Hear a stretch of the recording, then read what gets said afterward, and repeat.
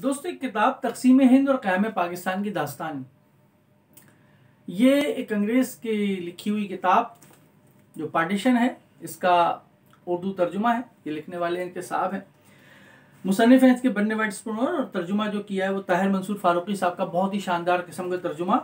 और मुझे कुछ भी कहने की ज़रूरत नहीं है, तख्लीक़ात की किताब है ये। तख्लीक़ात अब दोबारा मैदान अमल में आता जा रहा है। जैसे निगारिशात एक बहुत अच्छा इदारा था, तख्लीक़ात एक बहुत अच्छा इदारा है, फिक्शन हाउस एक बहुत अच्छा इदारा है, लेकिन तख्लीक़ात और निगारिशात जो है वो कुछ अरसे से, काफ़ी अरसे से ये बाहर थे। इन्होंने बहुत ही शानदार किस्म की किताबें छापी हैं। मुझे खुशी ये है कि अब दोबारा निगारिशात और तख्लीक़ात दोबारा वापस आ गए हैं, और तख्लीक़ात ने आते ही शानदार किताब, जो बहुत ही शानदार किताब जो है वो ये शाया की है।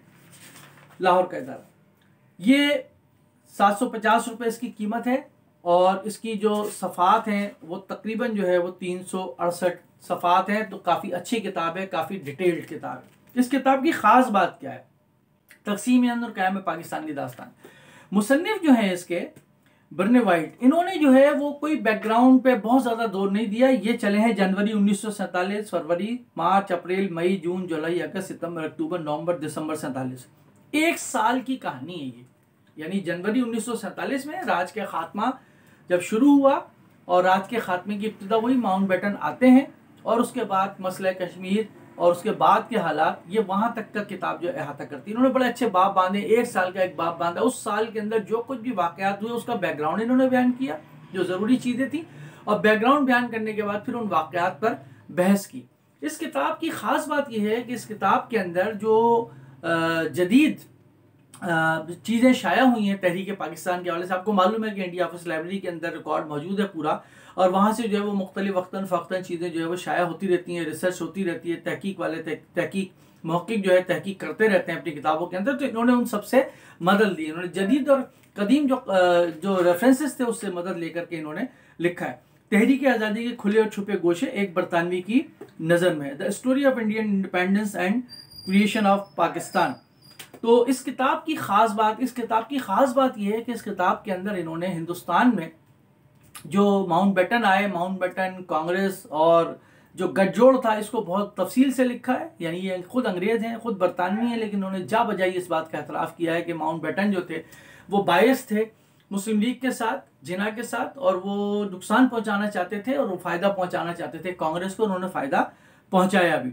इन्होंने 1946 के अंदर हिंदुस्तान में लिखा है, ये मैंने पढ़ा तो था पहले भी, लेकिन इतनी तफसील के साथ मैंने नहीं पढ़ा था। इन्होंने बताया कि जहाँ पर कांग्रेस या मुस्लिम लीग और सियासी तहरीकों का बड़ा एक ज़ोर था, जिसकी वजह से हिंदुस्तान और पाकिस्तान की तकसीम पर मजबूर बरतानिया, इसके अलावा जो है वो 1629 हड़तालें सिर्फ एक साल यानी 1946 में हुई थी। कराची में रॉयल एयरफोर्स की बगावत हुई थी, इंडियन नेवी की बगावत हुई थी, और आपको बड़े मज़े की फिर बिहार में पुलिस की बगावत हुई थी। और बड़े मज़े की बात यह कि बरतानिया बहुत परेशान था 1946 के अंदर, ख़ास तौर पे जो बम्बई में नेवी की बगावत थी उससे बहुत परेशान था। तो माउंटबेटन की दरख्वास्त पर सरदार पटेल साहब गए थे नेवी के अफसरान के पास, और उन्हें बगावत ख़त्म करने पर राज़ी किया था, और उन्होंने बगावत ख़त्म कर भी दी थी। इससे आप अंदाज़ा लगा सकते हैं। फिर इसी तरीके से इन्होंने बहुत ज़बरदस्त हिंदुस्तान की जो सियासी तहजीब है, जो सियासी तहजीब चली, जो सियासी आगे मंजरनामा बना, उसके अंदर गोपाल कृष्ण गोखले और बाल गंगाधर तिलक जो है वो, ये एक इनका बड़ा अच्छा मवाजना किया है कि गोपाल कृष्ण गोखले जो है वो मगरबी तर्ज जमहूरियत के हामी थे, और बाल गंगाधर तिलक जो है वो हिंदू तहजीब के नुमाइंदे थे। तो गांधी को और जिन्ना को इन्होंने दो नुमाइंदों के तौर पर पेश किया है।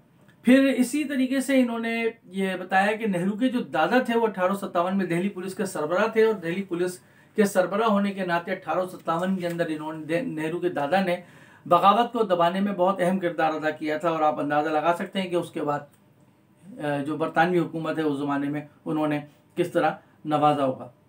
एक और बड़ी ज़बरदस्त इन्होंने बात लिखी है कि कांग्रेस हमेशा ये कहती थी कि हम जो है वो तमाम जो कौमियत हैं उसके नुमाइंदे हैं, लेकिन उन्होंने लिखा है कि कांग्रेस के अंदर जो है वो मुसलमानों की जो शिरकत है वो 15% से ज़्यादा कभी नहीं थी। आज भी अगर हम देखें तो 1947 तक आते आते 4 या 5 बड़े नाम नज़र आते हैं मुसलमानों के, और इसके अलावा कोई और नज़र नहीं आता। और आखिर में तो खैर आपको पता है कि मौलाना आज़ाद के साथ भी उन्होंने क्या किया।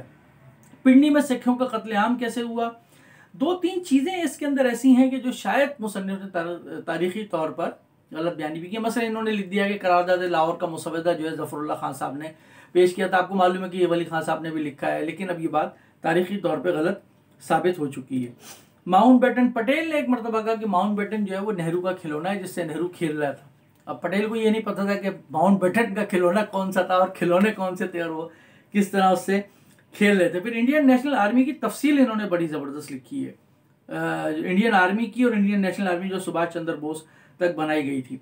आपको बड़े मजे की बात एक बताऊं कि एक हमारे यहाँ मिथ है कि पाकिस्तान को बरतानिया ने इसलिए तख्लीक किया ताकि वो शुमाल मगरबी जो सरहदी सूबा था हमारा जो खैबर पख्तूनख्वा कहलाता है, वो उसको अपने कब्जे में रखने के बाद जो रशिया का रास्ता रोक सके।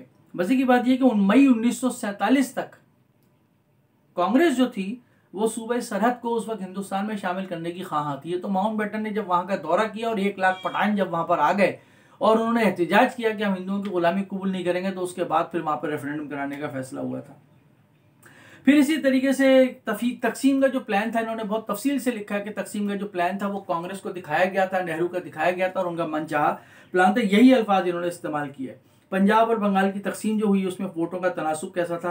फिर इसके अंदर एक बड़ा ज़बरदस्त बाब है वालियान रियासत का, कि वालियान रियासत जो थे उनको किस तरीके से शीशे में उतारा कांग्रेस ने और माउंटबेटन ने कांग्रेस की मदद से, और किस तरीके से उन्होंने हिंदुस्तान की तरफ जो है उनको धकेला। फिर फिरोजपुर और गुरदासपुर को भारत में जो शामिल करने का मामला है उसको बड़ा ज़बरदस्त तरीके से उन्होंने लिखा है।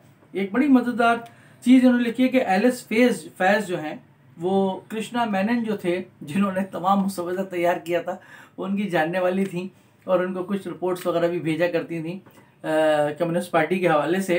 और एलिस फैज़ ने 2 किताबें भी लिखी थी। पीर साहब मानकी शरीफ और जो लश्करी थे जो बाद में कश्मीर में दाखिल हुए, वो किस तरीके से उनके साथ उनके ताल्लुक था। तो ये बड़ा ज़बरदस्त किस्म का था।